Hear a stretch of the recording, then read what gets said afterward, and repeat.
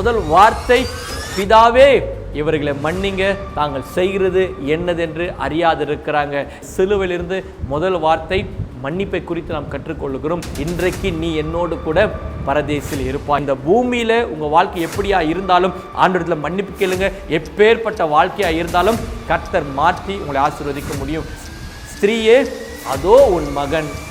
சீஷனை பார்த்து அதோ உன் தாய் என்று சொல்லுகிறார். உங்களுடைய தாயை நீங்கள் இந்த பூமியில இருக்கும் வரையிலும் அல்லது அவர்கள் இந்த பூமியில் இருக்கும் வரையிலும் அவர்களை பார்க்க வேண்டிய பொறுப்பு உங்களுடைய கடமையா இருக்கிறது. நான்காவது வார்த்தை, என் தேவனே என் தேவனே ஏன் என்னை கைவிட்டீர். ஜனங்களுடைய எல்லா பாவத்துக்காகவும் அவர் தலைமையில சுமந்த நிமித்தமாக பிதாவுக்கும் அவருக்கும் இருக்கிற உறவு ஒரு துண்டிக்கப்பட்ட அனுபவத்தில் இருக்கும்போது தான் இன்னைக்கு நீங்க கூட ஒருவேளை பாவத்தோடு ஆண்டவரை விட்டு விலகி இருக்கிறீங்கன்னா பாவத்தை அறிக்கையிடுங்க. கண்டிப்பா கர்த்தர் உங்களை நேசிக்கிற தகப்பனா இருக்கிறார். இந்த ஐந்தாவது வார்த்தை, ஆகமா இருக்கிறேன். இயேசு கிறிஸ்து ஏதோ சரீர பிரகாரமாக பாதிக்கப்பட்டதுனால அவருக்கு தண்ணி தேவைப்படுகிறது, அதுக்கு தான் இந்த வார்த்தையை பேசுறேன்றா? இல்லவே இல்லை. நீங்களும் கர்த்தர் மீது ஒரு தாகமா இருக்கிறீங்களா? பரிசுத்த மீது ஒரு தாகமா இருக்கிறீங்களா? ஆலய காரியங்களுக்கு மற்றும் ஊழிய காரியங்களுக்கு தாகமா இருக்கிறீங்களா? ஆறாவது வார்த்தை, எல்லாம் முடிந்தது. பூமியில ஒரு மனிதன் என்ன செய்ய வேண்டுமோ தேவனுடைய சார்பு அதை எல்லாவற்றையும் நான் செஞ்சு முடிச்சு கடைசியாக பரலோகத்துடைய தேவனுக்கு செய்ய வேலையோ நான் செஞ்சு முடிச்சுட்டேன்ப்பா. கடைசியாக ஏழாம் வார்த்தை என்ன பேசுறாரு? பிதாவே என் ஆவியை உங்க கரத்துல ஒப்பு கொடுக்கிறேன். கர்த்தர் உங்களை எத்தனை நாட்கள் ஜீவனை கொடுக்கிறார், அது வரையிலும் உங்களால் முடிந்த ஊழியங்களை செய்யுங்க. இதை பார்த்து கொண்டிருக்கிற அன்பு ஊழியரே, உங்க வாழ்க்கையில ஆண்டவருக்காக எழும்பி பிரகாசிக்கூடிய காரியத்தை செய்ய ஆரம்பிங்க. கர்த்தர் உங்களை கொண்டு பலத்த காரியங்களை செய்து முடிக்கிற தேவனாய் இருக்கிறார்.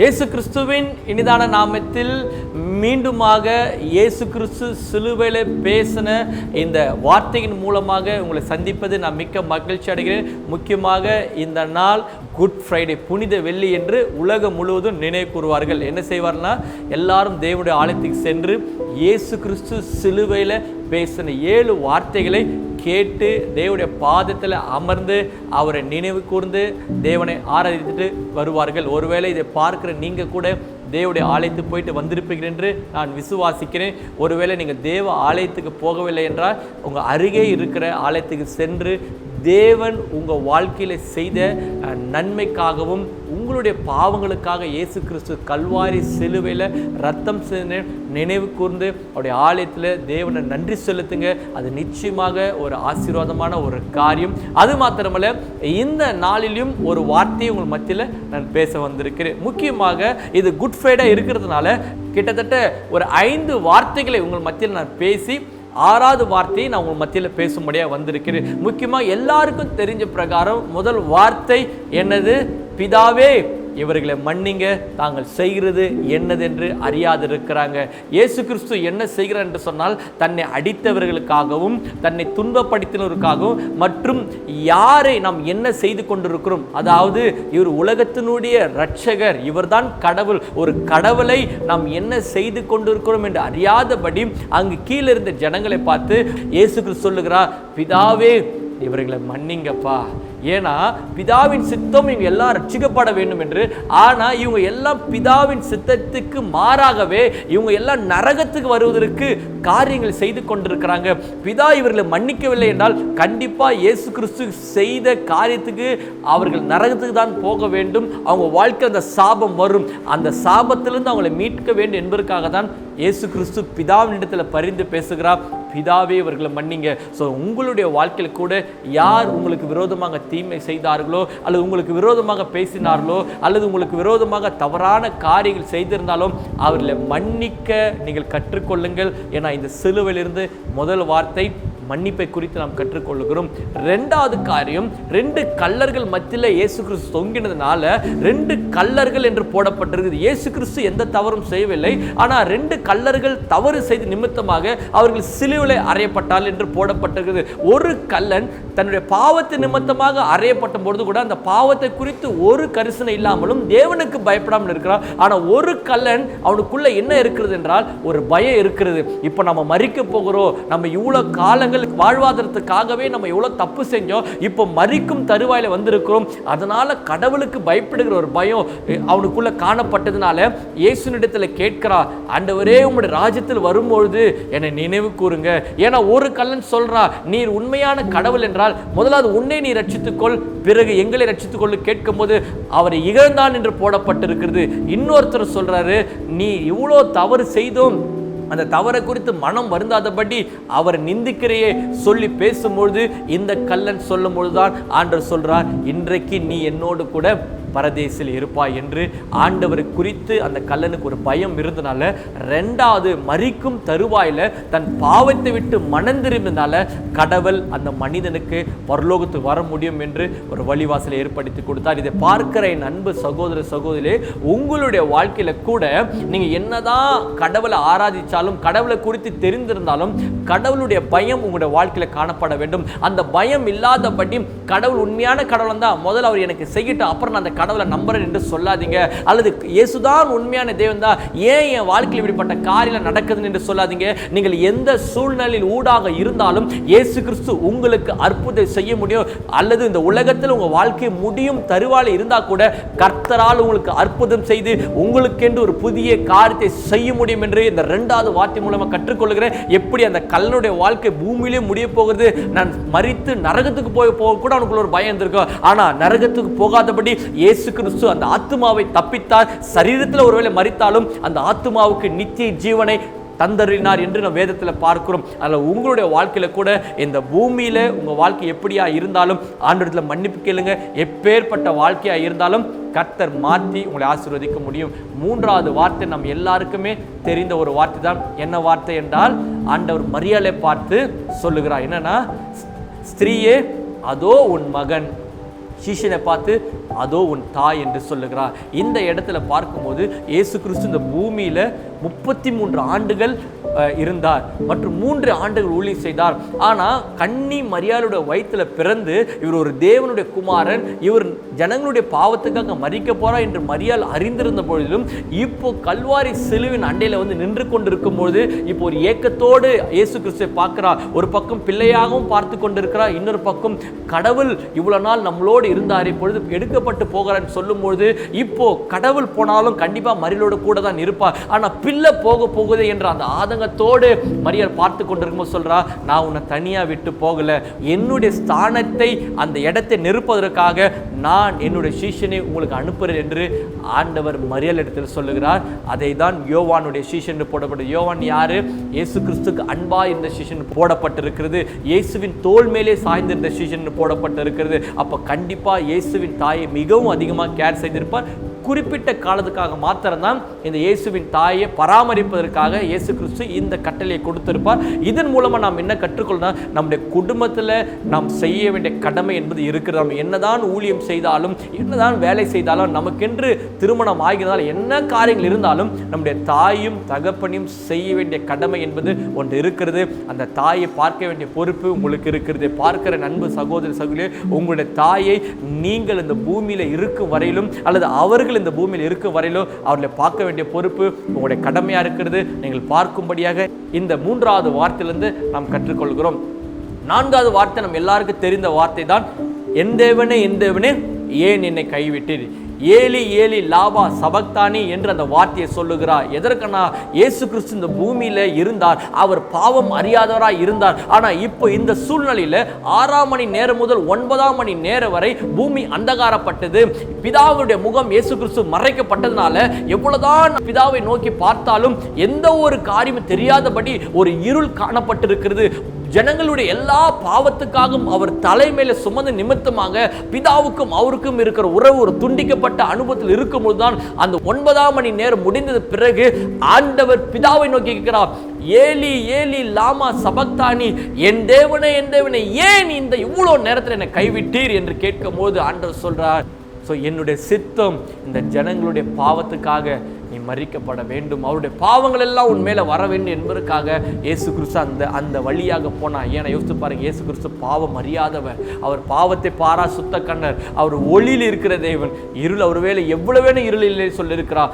ஆதியாகமத்திலிருந்து பார்க்கும்போது அவர் செல்ல பிள்ளையாக இருந்தார். மூவராக தான் இந்த உலகத்தை உண்டாக்கினார்கள், மனிதனை உண்டாக்கினார்கள், எல்லா காரியங்களும் செய்த பொழுது கூட மூவராக இருந்தார். இயேசு கிறிஸ்து பூமியில வந்தபொழுது கூட 3 தெய்வங்களாக இருந்தார். ஆனா இந்த இடத்துல மாத்திரம் தனியாகவே அவருடைய சூழ்நிலை காணப்பட்டதுனால இந்த வார்த்தையை பேசுகிறார். இன்னைக்கு உங்க வாழ்க்கையில கூட நீங்க தெரிந்து கொள்ளுங்க, இயேசு கிறிஸ்து உங்க பாவத்துக்காக தான் அந்த வழியாக அவர் சென்றார். இன்னைக்கு நீங்க கூட ஒருவேளை பாவத்தோடு ஆண்டவர் விட்டு விலகி இருக்கிறீங்கன்னா கண்டிப்பாக ஆண்டவரிடத்தில் வாங்க. ஏன்னா பாவம் ஆண்டவர் விட்டு விலகச் செய்கிறதா இருக்கிறது. பிதாவின் முகம் உங்களுக்கு மறைக்கப்படும். இயேசு கிறிஸ்துவ உங்களை நெருங்க முடியாது. ஆனால் என்ன விதமான பாவங்களாக இருந்தாலும் பாவத்தை அறிக்கையிடுங்க. கண்டிப்பாக கர்த்தர் உங்களை நேசிக்கிற தகப்பனாக இருக்கிறார். இந்த 5வது வார்த்தை என்ன வார்த்தை என்றால் நம்ம எல்லாருக்குமே தெரியும், தாகமாக இருக்கிறேன். இயேசு கிறிஸ்து ஏதோ சரீர பிரகாரமாக பாதிக்கப்பட்டதுனால அவருக்கு தண்ணி தேவைப்படுகிறது, அதுக்கு தான் இந்த வார்த்தையை பேசுறேன்றா? இல்லவே இல்லை.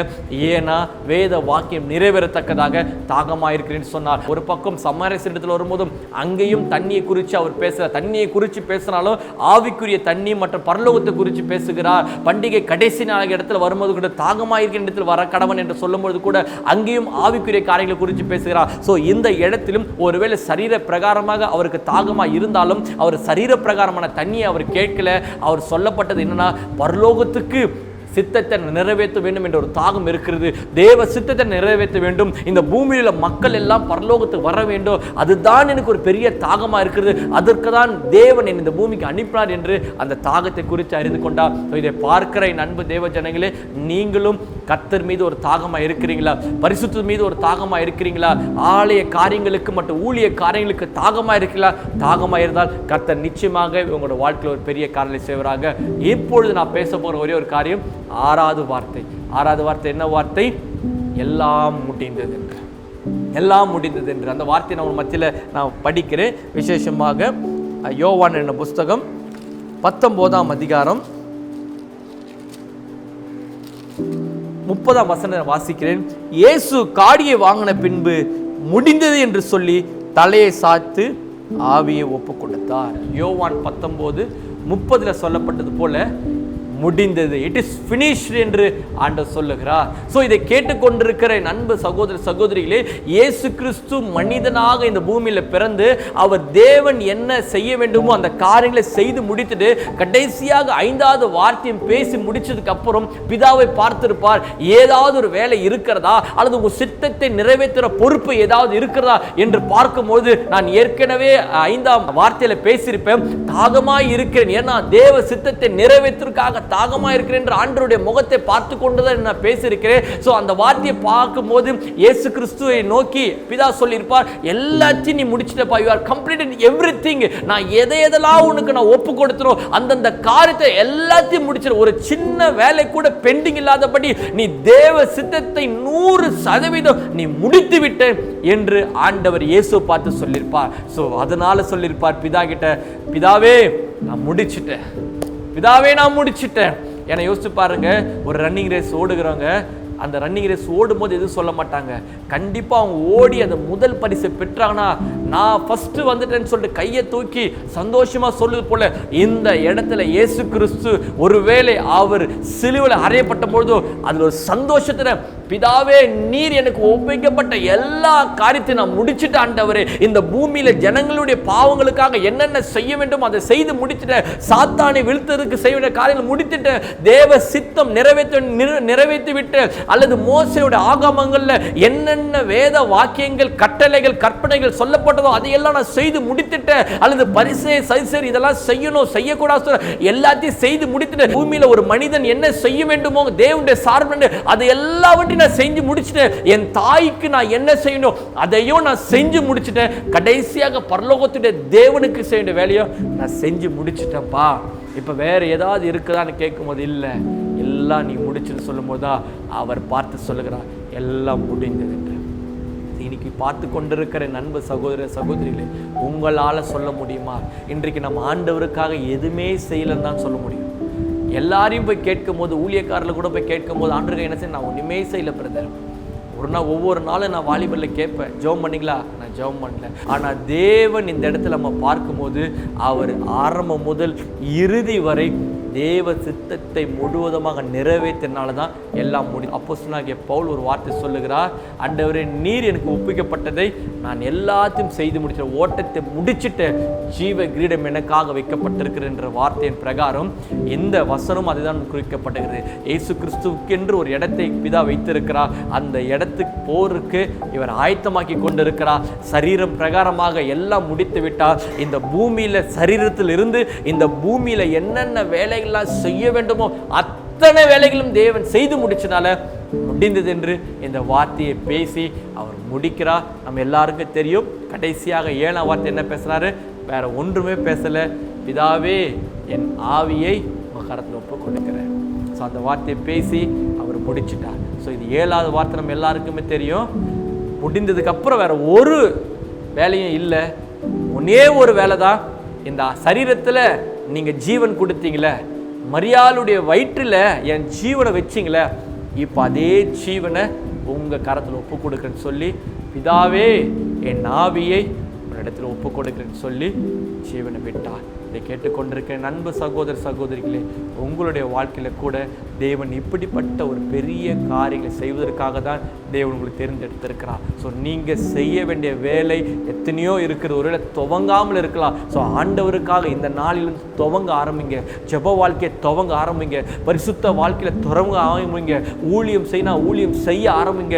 கடவுளுக்காக ஏதாவது காரியத்தை செய்ய உங்களை ஆரம்பிங்க. கர்த்தர் உங்களை எத்தனை நாட்கள் ஜீவனை கொடுத்தார், அது வரையிலும் உங்களால் முடிந்த ஊழியங்களை செய்யுங்க. இதை பார்த்து கொண்டிருக்கிற அன்பு ஊழியரே, உங்க வாழ்க்கையில ஆண்டவருக்காக எழும்பி பிரகாசிக்கூடிய காரியத்தை செய்ய ஆரம்பிங்க. கர்த்தர் உங்களை கொண்டு பலத்த காரியங்களை செய்து முடிக்கிற தேவனாய் இருக்கிறார். உங்களுக்கான ஜெபினோட ஜெபிக்க ஆயத்தமா கண்களை முன்னாடி ஜெபிப்போம். அன்புள்ள தகப்பனே, அப்பா, இந்த 6ஆவது வார்த்தையில எல்லாம் முடிந்தது என்று சொன்னது போல தகப்பனே, இன்றைக்கு இயேசு கிறிஸ்து நீர் இந்த பூமியில வந்து மாம்சத்தில் என்னென்ன காரியங்களை செய்ய வேண்டுமோ அந்தந்த காரியங்களை செய்து முடித்து விட்டது கிருபைக்காக நன்றி. மாம்சத்தில் பூமியில செய்ய வேண்டியது காரியங்கள் செய்தீங்க, கடவுளாய் இருந்து பிதாவுக்கு செய்ய வேண்டிய காரியங்களை செய்து முடித்து அதற்காக நன்றி ஆண்டவரே. இந்த சத்தியத்திலிருந்து நாங்களும் தேவ சித்தத்தை 100% முடிக்கிறவர்களாக மாற்றுங்க ஆண்டவரே. எங்க குடும்பத்துக்கு செய்ய வேண்டிய காரியங்களை செய்யணும், ஊழியங்களுக்கு செய்ய வேண்டிய காரியங்களை செய்யணும், புறஜாதி மக்களுக்கு செய்ய வேண்டிய காரியத்தை நாங்கள் செய்யணும் தகப்பனே. அதே போல பரலோகத்தினுடைய தேவனுக்கு செய்ய வேண்டிய காரியம் நாங்கள் செய்து முடித்து இந்த பூமியில் எங்களுக்கு கொடுக்கப்பட்ட நாட்களில் நாங்கள் எங்கள் ஓட்டத்தை முடிக்கும் வரையிலும் அதை 100% முடிக்கிறதாக எங்களை கர்த்தர் மாற்றும்படி நாங்கள் ஜெபிக்கிறோம். இந்த வார்த்தையின் மூலத்தை கேட்கிற ஒவ்வொரு பிள்ளையுடைய வாழ்க்கையிலும் அதை நிறைவேற்ற போற கிருபைக்காக நன்றி. நான் மனதார வாழ்த்தி ஆசீர்வதித்து நாங்கள் ஜெபிக்கிறோம். இயேசுவின் மூலம் கேட்கிறோம் ஜெனல தகப்பனே, ஆமென் ஆமென். அன்பு தேவ ஜனங்களே, நிச்சயமாகவே இந்த வார்த்தை உங்க வாழ்க்கைக்கும் உங்க குடும்பத்துக்கும் மிகவும் ஆசிரமா இருக்கும்.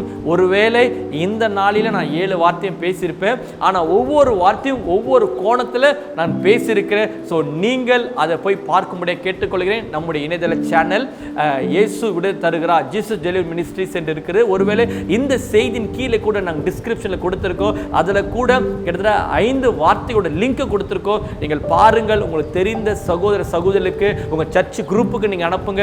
நிச்சயமாக இந்த வார்த்தைகள் ஒரு பெரிய தாக்கத்தையும் எழுப்பதையும் உண்டாக்கக்கூடியதா இருக்கிறது. மற்றும் இன்னும் கடைசியாக ஒரே ஒரு வார்த்தை இருக்கிறது, அதை நான் நாளை தினத்தில் உங்கள் மத்தியில் வெளியிட விரும்புகிறேன். ஸோ அதையும் பார்த்து தேவ நாமத்தை நீங்கள் மகிமைப்படுத்தும். கர்த்தாவே உங்களுடைய குடும்பத்தையும் ஆசீர்வதிப்பாராக. ஆமென்.